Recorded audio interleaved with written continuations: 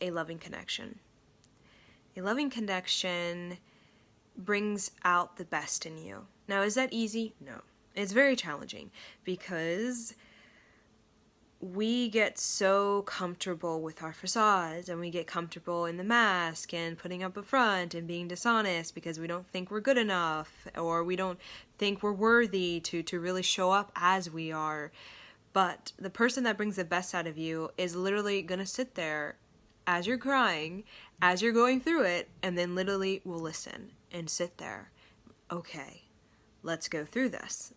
Because they want to bring you to honesty. They want you to be more honest. Because when you're more honest, you're more playful, right? Like children. It's a lot more playful, and it's a lot more, there's a lot more depth and discovery and mystery and intimacy and sharing to be had. Loving connection is eliminating all those other connections that just fill up our space with this miscellaneous, unproductive, maybe negative, and shallow experience. In order for us to really have that loving connection, we have to be available. We have to be receptive. If our space, emotionally, mentally, psychologically, energetically, is filled up with all these connections that are not really bringing depth of mystery or play or a sense of wonder or inspiration, well, that loving connection could be there, but we don't have the time. We don't have the space for it. We can't hold it. And what happens when we don't have the time or the space, we usually sabotage, where we say, I'm not good enough, or I'm not really worthy, or that person's too good, or I have issues, and all the reasons why we shouldn't open ourselves up to loving connection. Inside, we all yearn for loving connection. And relationships are so painful right now in our culture.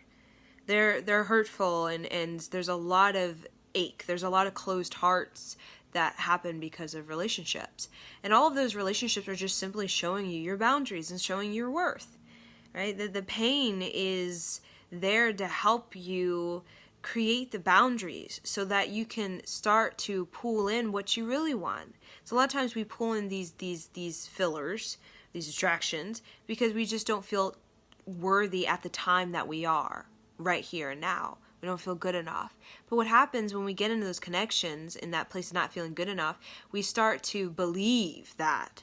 And over time, we really start to believe, and then over time, we usually settle for the filler relationship instead of the actual one that we've been waiting for since we were 8 years old. A loving connection through the eyes of 9-year-olds, because they say that 9-year-old is the highest self-esteem for people, and then it drops down after 9 years old, meaning being fearless and believing in yourself and being a go-getter and just I don't care, really authentic kind of thing. And when you're in your 9-year-old self, you are more so about learning. You want to learn. You're okay, yeah. You want to listen. You want to learn. You want to share. You want to express yourself. There is no such thing as holding back or let me second guess. Let me analyze. Let me nitpick this apart and see if this is going to fit with my strategy for my life. It's more so about what's going to give me the most inspiration. What's going to motivate me? What's going to really encourage me to be a better me? That's the friend I want. And all other friends or people, they're just not for me. And that's okay. I accept that because I don't mind being alone until I